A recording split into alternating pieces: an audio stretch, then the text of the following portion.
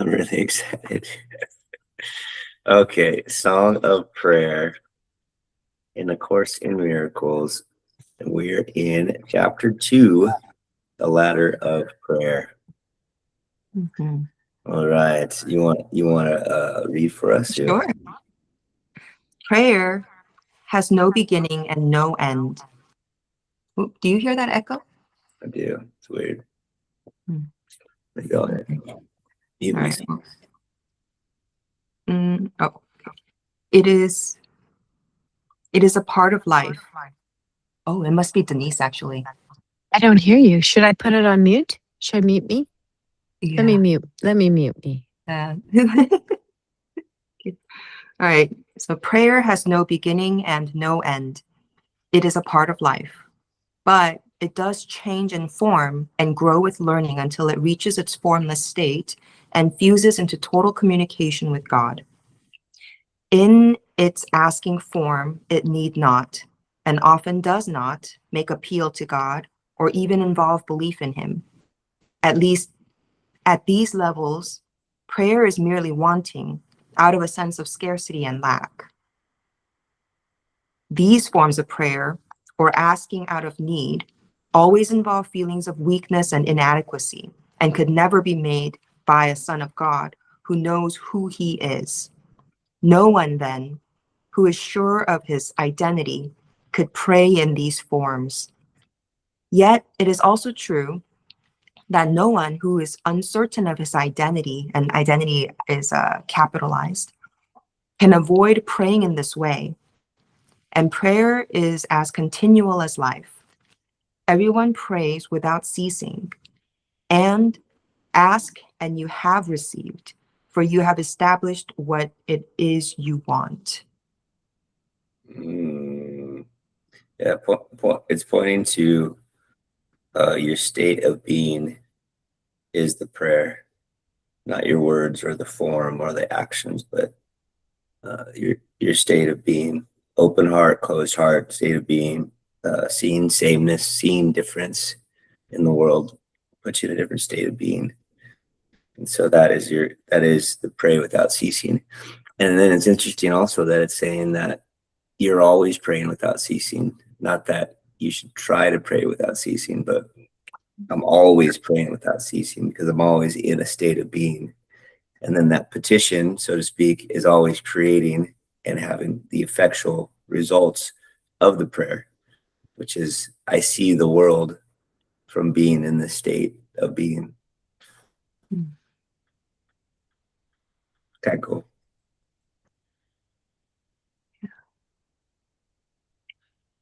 Want to add anything or keep going? Okay, I think she said she's good. Okay. It is also possible to reach a higher form of asking out of need, for in this world, prayer is repetitive. For in this world, prayer is reparative. Reparative?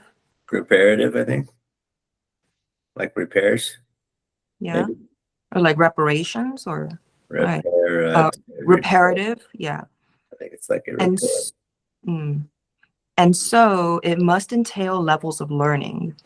Here, the asking may be addressed to God in honest belief, though not yet with understanding. A vague and usually unstable sense of identification has generally been reached, but tends to be blurred by a deep-rooted sense of sin. It is possible at this level to continue to ask for things of this world in various forms, and it is also possible to ask for gifts such as honesty or goodness, and particularly for forgiveness, for the many sources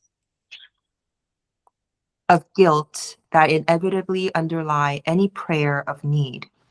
Without guilt, there is no scarcity. The sinless have no needs. Yeah. So that's a big caveat in prayer. Because why else do you pray unless you have a need, usually? And then why else would you have need unless you have guilt? So it just said, without guilt, there is no scarcity. Interesting. So I guess the question then is, at least for me, what comes up is, how can I sit through a church service where at least 50% of the stuff I feel like is horse crap? And I feel like, I think I'm having to kind of like, I'm like almost filtering and trying to filter out the stuff that I don't believe in and make sure that I'm like, I don't believe in that one. No, I don't believe in that one. I do believe in that one. Okay, that one is good. That one is good. Oh, no, not that one. Nope, not that one. Okay, this one's good. Yes, I do this one. This one's, no. Okay, so it's just like a constant like filtering out. And it's just, yeah, it's very hard to be in the state that we're talking about here when you're having to be so, I mean, discerning is the word that comes to mind, but I know that word gets abused by a lot of people trying to manipulate whatever. Mm-hmm.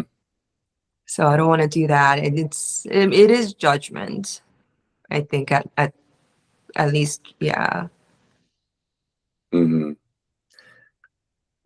Well, for me, being in similar situations, going to different churches in general, or going to the church we went to, especially, is I get angry when I think either someone's trying to make me bad, or worse, because that doesn't usually trigger me. They're trying to make my family or loved ones feel bad. So take on an appropriate level of guilt and shame, because that's what makes you a good person, and then or something to that effect, right? And so then I'll get angry about that. But the thing that helps me to release it is, it's not my job to save people. And I really like that job. So that was hard for me to let go of my job for saving people. And if it's not my job to save people, then, well, what is my job, first of all? And so it goes down this road of what is my job. And ultimately, I have concluded that it's my job to forgive. And in the context of Course in Miracles, forgiveness is just letting go of judgment, and everybody is already okay. And the atonement principle is everyone's already right and good and with the Father already. And so I don't need to save my children from hell or judgment of the priest or the pastor. I don't need to save anybody of anything, actually. And so the only thing I need to let go of is my judgment that they're doing it wrong. They're doing religion wrong. And also my judgment that I'm doing it right. Because if I'm doing it right, somebody has to be doing it wrong. That's just the context of what makes somebody right. Somebody has to be wrong. And so I'm forgiving them. I'm forgiving me. I'm just letting go. And I'm watching myself get angry and watching myself be frustrated. I'm like, well, I like to meditate. Why can't I just close my eyes and meditate right now? It's as good a time as any, and nothing else to do. Can't get on my phone, without Carolyn getting mad at me. So I'm just going to sit here and meditate. So you're just tuning them out, basically? Well, to an extent. I mean, if I think it's interesting, I'll listen to. But if it's not, then if I can. So there's a way, Sue, to step back. You kind of remove yourself a little bit, and you become the witness instead of a participant. So it's kind of like you can watch a movie in the way that it's designed. And the way that it's designed is to pull you emotionally into the movie. Mhm. And so you're kind of participating in the movie. You're mad at the villain, you're rooting for the hero, you're suspect of people. That's the way it's designed. But you can, and you should try this, you can watch a movie from a technical standpoint and pay attention to the opening sequence and pay attention to the lighting and how are the actors doing. And then you're not invested at all. You're just a witness. You're just watching. So one of the things that Joe and I teach our students is get out your popcorn and watch the movie with fascination. This is how these people so far in their life, as you were at one point, participating in this thing that they call church and seeking God, and they're innocent in it because there's an ignorance for all of us. There's an ignorance in the way that we're pursuing God, in what we believe. My beliefs are very different than they used to be when I was a fundamental Christian. And my fundamental Christian life, you could look at it like, well, they were telling you lies. They have no idea what they're teaching. I had no idea what they were teaching. I believed what they were teaching. I taught others what they were teaching, as long as I was in that state of ignorance. And then when I started seeing things differently by the grace of God, nothing I chose, just the grace of God pointed me in a different direction, then I got to see things differently. And I'm sure in another 5 years, I'll see things differently. And so not holding on to, number one, I'm doing any of this and I found the right thing or the better thing. That was a stepping stone in my life that was rich for me as a mother. And my kids are mad about it. They're mad about it. And it was rich for them in their life. And then they, their paths took them in a different way spiritually. So not Logan. Logan's going to a traditional, non-denominational church. But it's all just, it's like the roller coaster ride that we're just on these tracks or in a cart fixed to these tracks, and we're just on a ride. So we can love it or we can critique it and not enjoy the ride at all. And so it's just, we can't change the ride, but we can change how we experience the ride. And I think that is really the most powerful key is how, which I think A Course in Miracles is all about. A miracle is just changing your perspective from fear to love. So if we're not afraid, we're not judging. And if we're just loving, then everything is pure. To the pure of heart, everything is pure. Mm-hmm.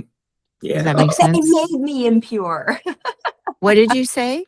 But they made me impure by telling me all of this bullshit, telling me that it is my fault. Like there's a literal prayer that they say in the, I don't think they actually say this one in this exact same way in the English masses, but in the Korean masses, there's a part where you literally strike your heart and you say, it was my fault. It is my fault. It is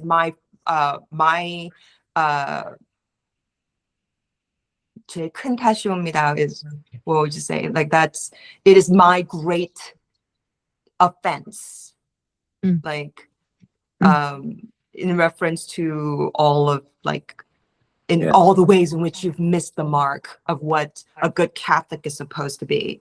Right. And Yeah.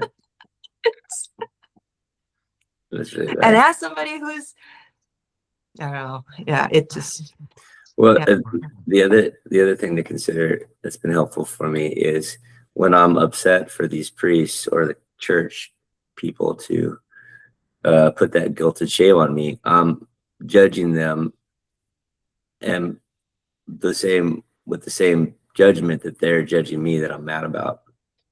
Yeah, because they started it. Yeah, but it's their fault still. I was 8 years old. Yeah, the bastards. Asking questions, legitimate questions. Yeah, well, we all have to unlearn a lot. And it doesn't even have to do with religion, but we have a lot to unlearn.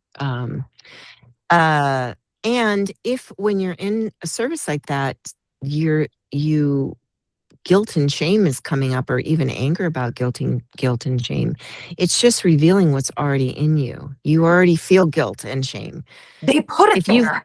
If you felt nothing, then you would, it wouldn't bother you. Then I would be recovered. Yes. Then I would be a Yeah. fully recovered Catholic. Yes, then we would be. You're still recovering.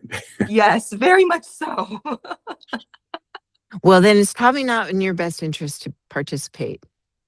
Yeah, I love to try. I like that. It would be a good practice actually with the movie to do that first, I guess. And Yeah, then- try it.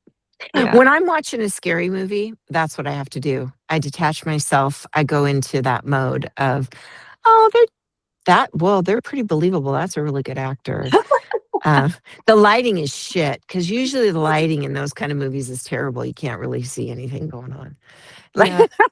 I don't watch scary movies anymore. Mm.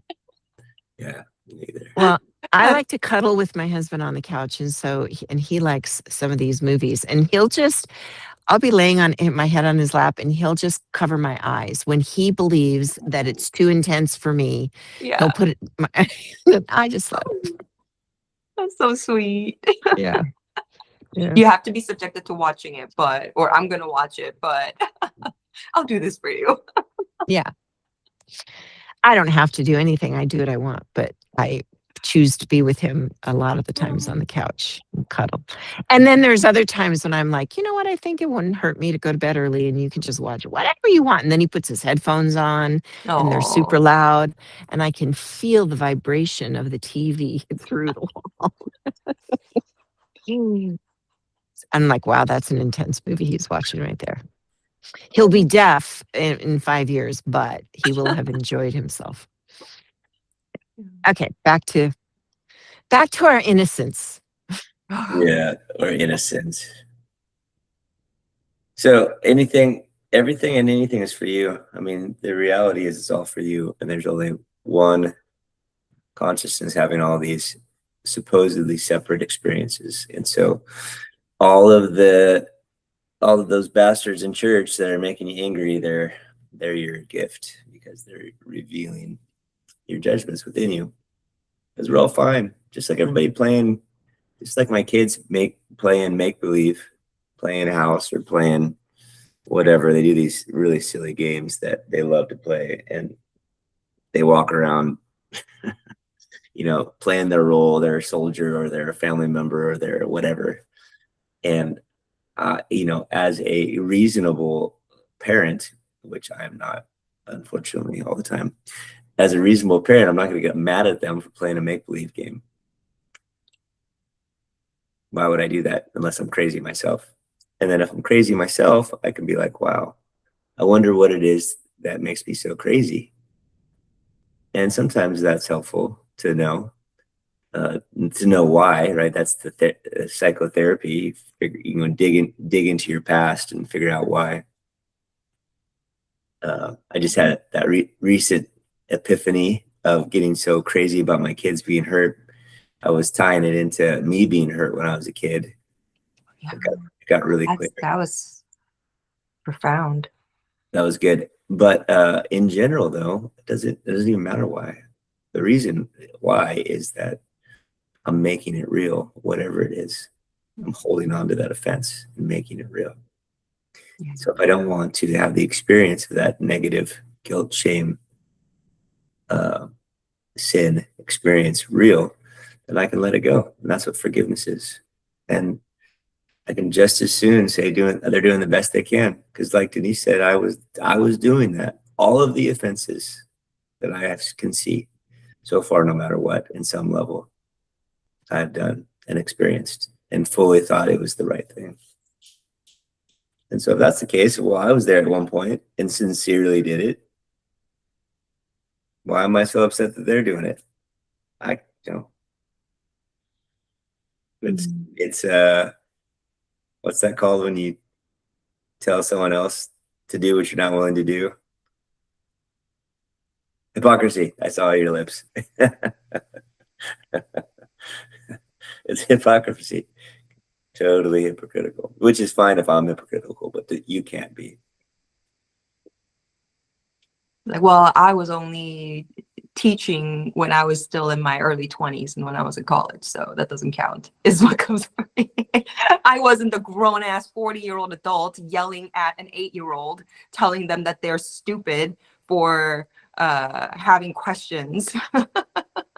Yeah, I mean that's you can hold on to that. It's not a problem. But the thing is, But yeah, everything. it's the same like game, like what you were talking about, right? It's still just another version of a game, and Yeah, and then you're playing the game too. yeah. There's And I no don't way. know, I mean, to another like what grade was I teaching at the time? Like fifth grader, like 10-year-old. I'm still a 20-something-year-old grown up to them, I guess, or I was. Yeah, people aren't willing to let go of their belief systems that are limited, but they're all limited. If you think you're in a body still and you're a personality, it's a limiting belief system. It's not ultimately true. And it's not bad either. That's the thing, is they're not a bad one and a good one.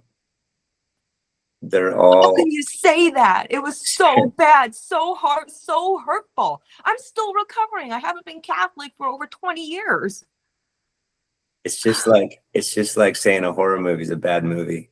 What about the people who love watching horror movies? What makes it bad is what makes it good. And so it becomes this experience. The intensity and the believability of the experience is what makes it good. And so if you don't like that experience, well, let go of the instigators of the experience. And the judgment is the instigator of the experience, because when you let it go, it stops hurting. But if you like it, lots of people love being angry. They might not put their finger on it, or love being fearful.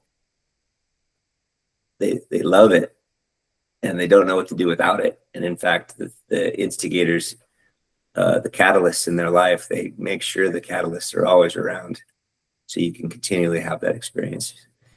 And they might not be able to put their finger on why they like being angry or fearful, but they sure keep the catalysts around no matter what. And so obviously they do love it. And if we don't love it, well, we can choose something different. And that choosing isn't the way we think it is. It doesn't come about that way. It comes about by letting go of our judgments about how the world should be and how they should be and how I should be. And counterintuitively, the state of contentment and peace and love, you fall into, you settle into. You don't achieve it or pursue it or conquer it. It's a letting go. It's a letting go of the life I'm trying to make and settling into the life I've always had and into the grace of God that has always been. And you bless them.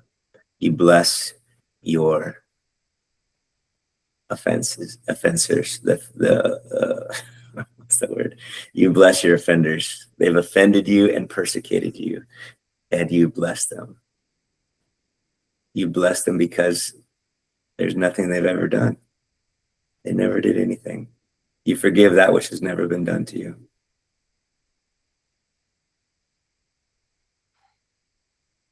If you want to play that game. But ultimately, it's also a game. Yeah. I guess you did kind of hit the nail on the head. Because there was a moment when I was doing all of that, like struggling, right? And then there was a moment when it was like, yeah, the core stuff started coming back.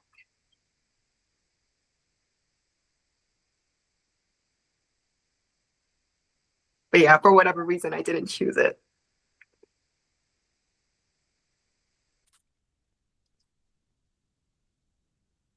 Yeah, it was so crazy. Like, it's like, oh, what if? What if? And then like, kind of like that shimmering, right? The curtain's about to open. And then I was just like, no, but this is, and then they said something else. And then I was like, no, but that's exactly what was so hurtful to me. Yeah. I see they're doing it again.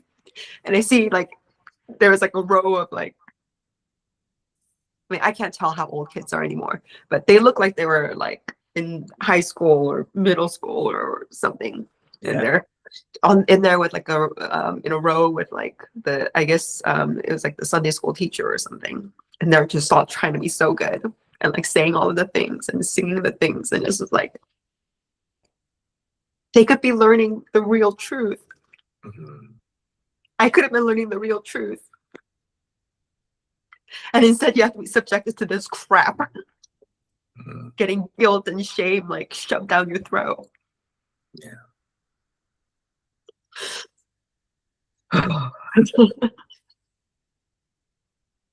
Okay. It's past 7.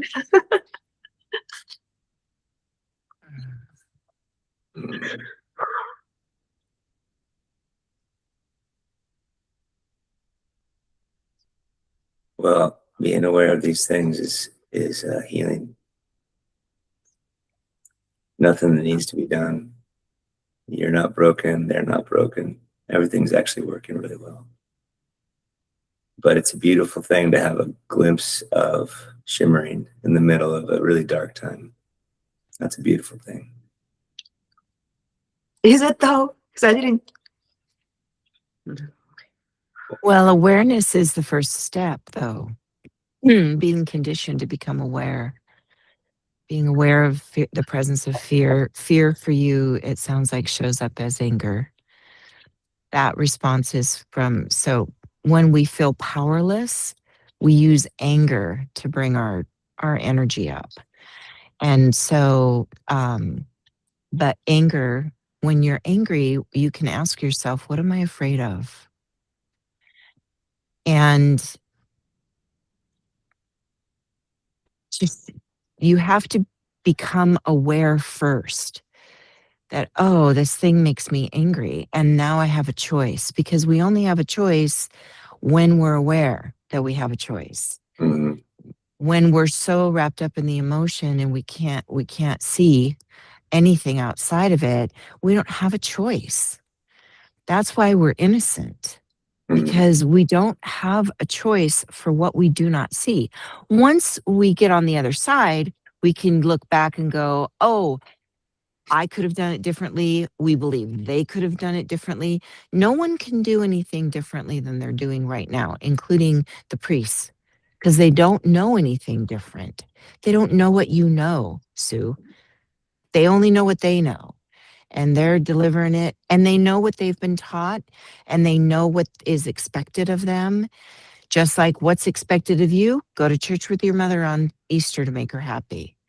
So there's all these patterns and conditions that we have, and we can't do better until we become aware and we're shown something different. So you could be the catalyst for that. That could be the reason that you went through that as a child and all the experiences that you have had. Because as you heal and forgive, come to the other side and see how to get from point A to point B, then you can help somebody else. But until then, you can't. So as long as you stay in the space of just being angry about what was done, which is fine, you can be angry as long the rest of your life. It doesn't have anything to do with who you are and your eternity. But it does limit your experience on earth, and you're just being offered an opportunity to choose differently. And so choose it or don't, but don't judge whether you chose it or not, because your judgments keep you very stuck. So when you let go of all of it, the reason you can't see their innocence is because you can't see yours. Once you can see your innocence, that you're just a child trying to figure out the world, which is big and sometimes beyond our understanding. I mean, certainly limited. We're limited in our understanding until we're shown it. And we're shown it by the grace of God, not because we're smart enough, did anything right. We just, by the grace of God, a moment, a holy instant happened in our life. And now we see it. And now we don't unsee it. So extend grace to yourself, honey. and grace to others. Mhm. That's right. That's a good word. All right, it's 7:08. That's good. That was very good. Thank All you. right. Well, You're welcome. anything else? I love you. Love you. I love you too. All right, you guys have a beautiful day. You too. Have a good week. Bye. Bye-bye.